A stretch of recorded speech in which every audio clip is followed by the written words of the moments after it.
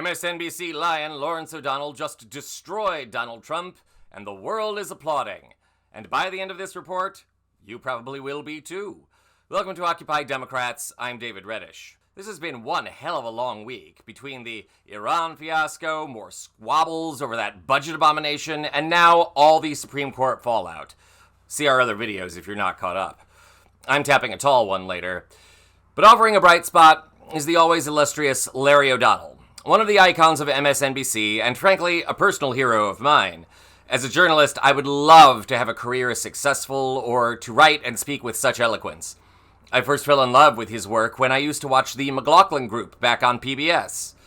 Yes, I was that kid. I'll never forget the moment O'Donnell won my heart. Check this out from Mitt Romney's presidential run in 2008. This happened during the primaries. Big problem. Look, I'm not a Mormon, but I do play one on TV. Are you a Christian? On Big Love, the HBO series that has been a real headache for Romney. Here's the problem. He dare not discuss his religion. And he fools people like Pat Buchanan, who should know better. This was the worst speech, the worst political speech of my lifetime, because this man stood there and said to you, "This is the faith of my fathers." And you and none of these commentators who like this speech realize that the faith of his father is a racist faith. As of 1978, it was an officially racist faith, and for political convenience, in 1978, it switched. And it said, okay, black people can be in this church. He believes, if he believes the faith of his fathers, that black people are black because in heaven they turned away from God. In this demented Scientology-like notion of what was going on in heaven before the creation of the earth. Mormonism disqualifies him from being president. I'm saying he's got to answer. When he was 30 years old and he firmly believed in the faith of his father that black people are inferior, when did he change his mind? Did the religion have to tell him to change his mind? And when he talks about the faith of his father, how about the faith of his great-grandfather who had 5 wives? Well, look. Fiery, unfiltered, unyielding. That's the hallmark of a great journalist and of a great commentator. And there's more of that to come, so stay with me here. For the record, in case you forgot, Romney lost the 2008 Republican primary, in large part due to the issues around his faith that O'Donnell just raised. When Romney became the nominee in 2012, he downplayed his Mormonism. And now, Lawrence O'Donnell has turned his sights on Donald Trump. Following the NATO meeting at The Hague this week, O'Donnell recapped the wackadoo press conference Trump and Pete Hegseth gave regarding the airstrikes on Iranian nuclear sites and intelligence reports that the bombings had little effect on Iran's nuclear program. O'Donnell clapped back with a line-by-line takedown of Trump, Hegseth, and their entire cabal of incompetence. Have a look at these highlights. Now, this is a longish compilation, so make sure to watch it all. You won't be sorry. So I have, as you know, Marco Rubio with me, and Pete Hegseth, Secretary of State and Secretary of War. Should we say Secretary? You know, it used to be called Secretary of War. Maybe for a couple of weeks we'll call it that, because we feel like warriors. We feel like warriors.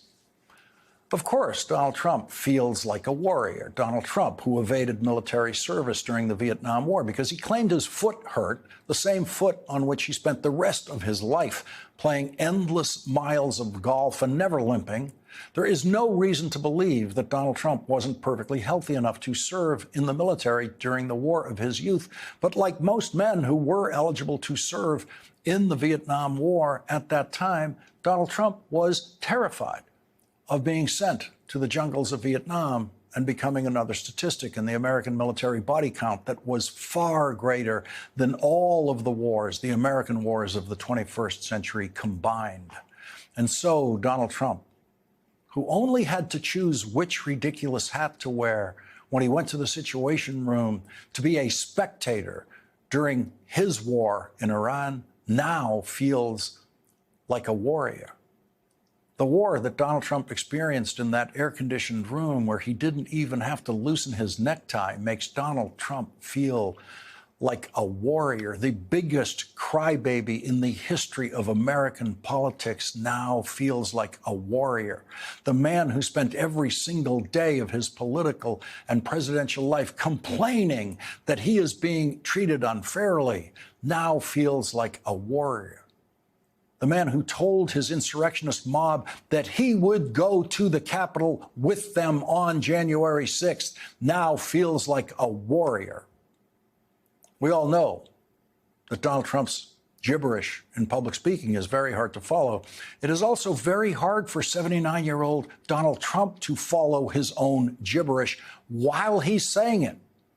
And Donald Trump proved that again today when he contradicted himself in the middle of his public comments. Donald Trump was unable to adhere to his own line of argument, his own talking points, that his bombing of Iran has completely solved the problem there, ended Iran's war with Israel, and eliminated any possibility of Iran developing nuclear weapons. That was the line of argument Donald Trump tried to present and did present. And then Donald Trump stumbled into saying this. You just said you believe the conflict between Israel and Iran is over. What makes you so confident it is? And what do you do if it isn't? Because I dealt with both, and they're both tired, exhausted. They fought very, very hard and very viciously, very violently, and they were both satisfied to go home and get out. And can it start again? I guess someday it can. It could maybe start soon. It could maybe start soon. Remember after Hitler killed himself in the bunker in World War II and Europe ended? Remember when President Harry Truman said, can it start again? I guess someday it can. It could maybe start soon. No, Harry Truman didn't say that. And remember when World War II ended with Japan's surrender? And Harry Truman said, can it start again? I guess someday it can. It could maybe start soon. No, President Harry Truman didn't say that, because every president other than Donald Trump has known when a war has ended and when a war has just taken a pause. Think of how breathtakingly ignorant you have to be about both Iran and Israel to say that they're both exhausted and they just won't fight anymore because they're both tired. Israel has fought longer wars and has used more resources in those wars than it used against Iran. Israel does not get tired of defending itself. Donald Trump was probably speaking for himself as both tired and exhausted.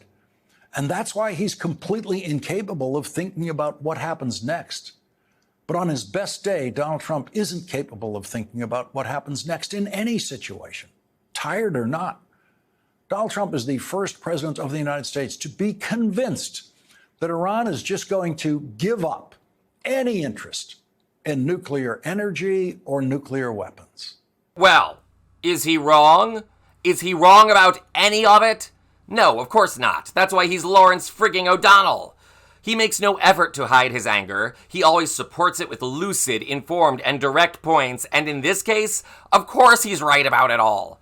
Anyone with half a brain knows that Donald Trump has no idea what he's doing when it comes to foreign policy. Or much of anything else, come to think of it.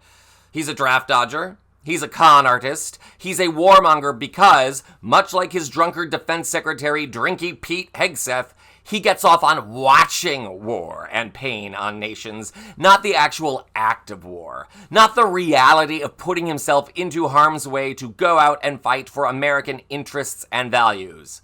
Not that he could even tell you what those are beyond his own self-enrichment. Trump saying he's a warrior is like a kid calling himself a warrior for playing Call of Duty once. Hell, it's like a kid calling himself a warrior after playing Super Mario Brothers. Donald Trump will not ever know what it means to serve his country as a warrior since he's never fought on the battlefield, nor has he ever fought through protest in activism to further the causes of democracy and equality here at home. That's what being a warrior is. O'Donnell is correct. Trump is a crybaby, and he's a wimp, and he's a failure as a president, as a businessman, and as a human being. So everyone pay homage to Larry O'Donnell for reporting the truth. May he keep doing so until the end of this national nightmare. Larry, if you're watching, call me. This is Occupy Democrats.